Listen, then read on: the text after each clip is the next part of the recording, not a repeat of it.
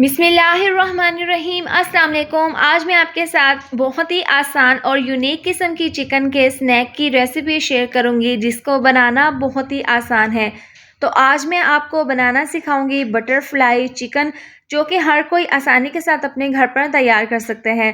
तो रेसिपी शुरू करने से पहले अगर आप मेरे चैनल पर न्यू हैं तो चैनल को सब्सक्राइब कर दें और रेसिपी अच्छी लगे तो आप अपना फीडबैक ज़रूर दें। तो चलिए इसको बनाना शुरू करते हैं। तो इसके लिए हमें यहाँ पर चाहिए होगा बोनलेस चिकन। 300 ग्राम मैंने बोनलेस चिकन लिया है और इस तरह से छोटी और पतले साइज़ में हमने इसकी बोटियाँ बना ली हैं। सबसे पहले हम इसको मैरिनेट करेंगे। तो 1 चम्मच डाल देंगे इसमें लहसुन का पेस्ट। ये डालने के बाद 1 अदद लेमन का रस इसके अंदर डाल देंगे। इसके बाद टेस्ट के हिसाब से आधी चम्मच डाल देंगे नमक, आधी चम्मच पिसी हुई लाल मिर्च डाल देंगे और इसके साथ ही 1/4 चम्मच डाल देंगे पिसी हुई काली मिर्च।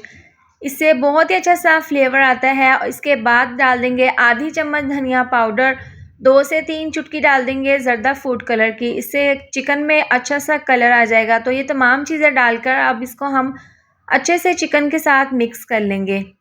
चिकन को तमाम मसालों के साथ हमने अच्छे से मिक्स कर लिया है। इसके बाद जो अगली चीज़ हम इसके अंदर डालेंगे वो है 4 चम्मच दही।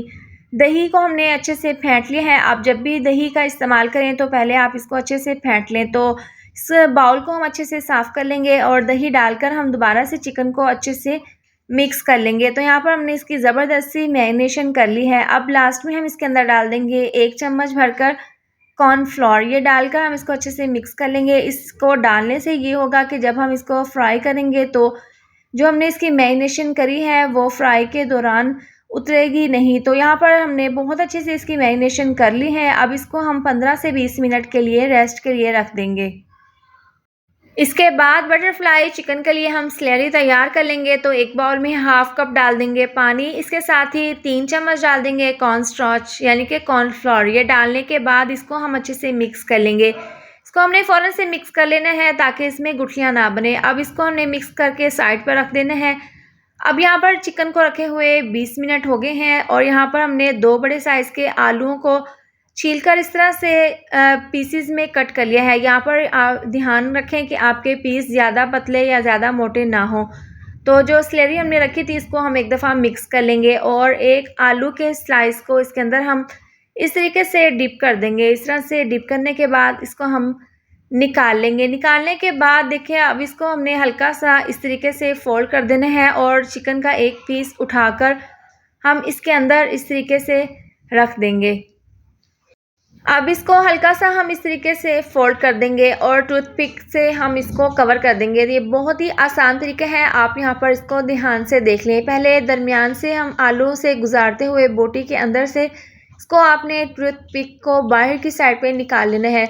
ये बहुत ही सिंपल, बहुत आसान तरीका है। आप आसानी के साथ इसको बना सकते हैं। तो इस तरह से तमाम जो है बटरफ्लाई चिकन वो हम तैयार कर लेंगे। तो एक मैंने यहाँ पर तैयार कर ली है और बाकी की तमाम भी हम इसी तरह से रेडी कर लेंगे।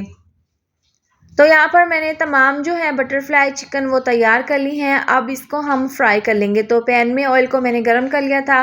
तमाम बटरफ्लाई चिकन जो हमने बना कर रखी थी वो हम बारी बारी ऑयल में डाल देंगे और एक साइड से हम इसको तकरीबन 7 से 8 मिनट के लिए फ्राई कर लेंगे। जब आपको लगे कि नीचे से आलू जो हैं वो उनका कलर चेंज होना शुरू हो गया है और ये क्रिस्पी होना शुरू हो गए हैं तो इनकी साइड को हम चेंज कर देंगे और दूसरी साइड से भी इसी तरह से इनको फ्राई कर लेंगे। अब देखें यहाँ पर इनको फ्राई होते हुए तकरीबन 18 से 20 मिनट हो गए हैं। हमने स्लो आंच पर इनको फ्राई किया है।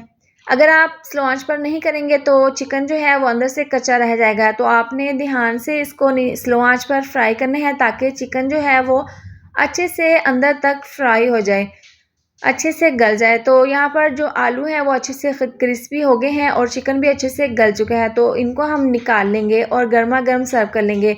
तो तैयार है ज़बरदस्त से क्रिस्पी ये बटरफ्लाई चिकन। आप देख सकते हैं इसकी फ़ाइनल लुक। आप यकीन करें इसकी जो खुशबू है, इसका जो जायका है वो बहुत ही लाजवाब, बहुत ही ज़बरदस्त बनकर तैयार हुआ था।